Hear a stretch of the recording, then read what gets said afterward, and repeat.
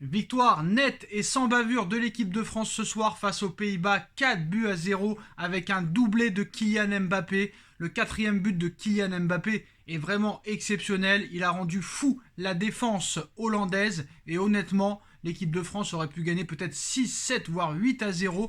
Équipe de France vraiment impressionnante qui sera la grande favorite à l'Euro 2024. Après, favori ne veut pas dire gagner. On se rappelle de l'Euro 2020 qui a été joué en 2021. Éliminé dès les huitièmes de finale face à la Suisse au tir au but après un pénalty raté de Mbappé. Mais franchement, ce soir, pour son premier match en tant que nouveau capitaine de l'équipe de France, Kylian Mbappé sort avec un doublé. Et ce quatrième but, honnêtement, est à montrer dans les écoles de football. Alors je sais, il y a beaucoup d'individualité dans ce quatrième but d'Mbappé. Mais il est quand même, honnêtement, assez exceptionnel dans ce match. Voilà, très clairement. On va pas revenir sur le PSG Bayern, Bayern PSG, on parle de ce soir. 2 buts, une passe décisive. Il va très vite battre, je pense, le record d'Olivier Giroud.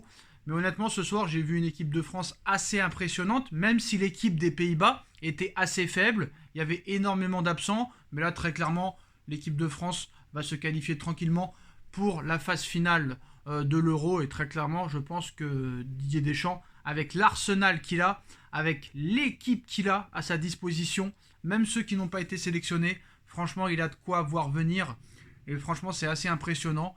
Et honnêtement, on a une génération depuis maintenant des décennies qui est assez impressionnante, honnêtement, en équipe de France. C'est pour ça que moi, j'ai toujours dit que le Paris Saint-Germain devrait recruter français et surtout devrait recruter les meilleurs joueurs de Ligue 1. Parce que peut-être que la moitié de cette équipe ce soir qui a été alignée aurait pu être au Paris Saint-Germain si depuis plusieurs années, le Paris Saint-Germain faisait bien les choses. Mais voilà, malheureusement, ça n'a pas été fait et ça ne sera jamais fait, vu que M. Nasser Al-Khelaifi a expliqué en interview à Marca aujourd'hui qu'il voulait garder Messi, Ramos et tous les incompétents et les nullards qu'il y a dans cette équipe, prolonger Marquinhos, prolonger Ramos. Bon, Messi quand même, il faut le respecter, il a encore fait une dinguerie contre le Panama hier.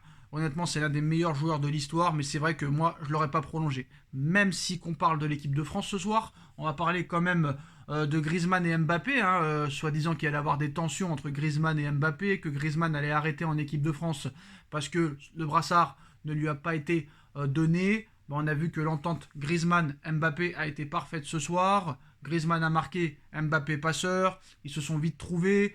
Le trio Kolo Muani, Griezmann, Mbappé a très très bien marché. Bon, on a vu un petit peu moins Coman, mais franchement, Griezmann qui est replacé plus bas, franchement c'est assez intéressant. Et on a vu que ça a porté ses fruits en Coupe du Monde. Et puis on a vu que la France, même 3 mois après cette défaite contre l'Argentine en finale, s'est bien remise. Voilà, après on va pas se mentir, l'équipe des Pays-Bas était assez faible. Mais je pense que cette équipe de France peut tout fracasser sur son passage. Parce qu'à l'heure où on parle, honnêtement, à l'heure où on parle en Europe, qui est plus fort que la France? La Belgique, non. Le Portugal, non. L'Angleterre, non. L'Italie, non. L'Allemagne, non. Donc très clairement, l'équipe de France est grandissime favori. Et l'Euro arrive très vite. L'Euro arrive dans même pas 1 an et demi. Ce sera au mois de juin 2024. Donc à peu près dans 15 mois. Donc l'Euro va arriver très très très vite. Attention quand même de ne pas s'enflammer et de ne pas très clairement laisser passer les petits matchs. Parce que c'est toujours des matchs pièges, mais voilà. Franchement, cette équipe de France est assez impressionnante. Et je pense que très clairement, si ça continue comme ça, avec le pragmatisme de Deschamps, l'expérience de Deschamps, cette équipe qui est quand même assez très forte sur le papier, j'ai envie de te dire, je ne sais pas qui pourra les arrêter. Après, voilà, c'est sur le papier. Maintenant, le terrain, c'est une autre histoire. Après c'est vrai que les Pays-Bas, ce n'est plus les Pays-Bas des années 2006, 2010, 2002 ou 2000, très clairement. Ce n'est plus ça. Il y a tout à reconstruire, très clairement. Et la France aurait pu gagner de beaucoup plus ce soir. Après, voilà. Mbappé va continuer, je pense, à battre des records. Mais maintenant, il faut que Mbappé prouve au niveau du collectif. Parce que le football aussi, c'est du collectif. Donc il va falloir très clairement aussi que le PSG se réveille pour le mettre dans les meilleures conditions. Parce qu'à l'heure actuelle, Mbappé n'est pas dans les meilleures conditions. Et ça, c'est un problème. Donc voilà, on verra ce qui se passera.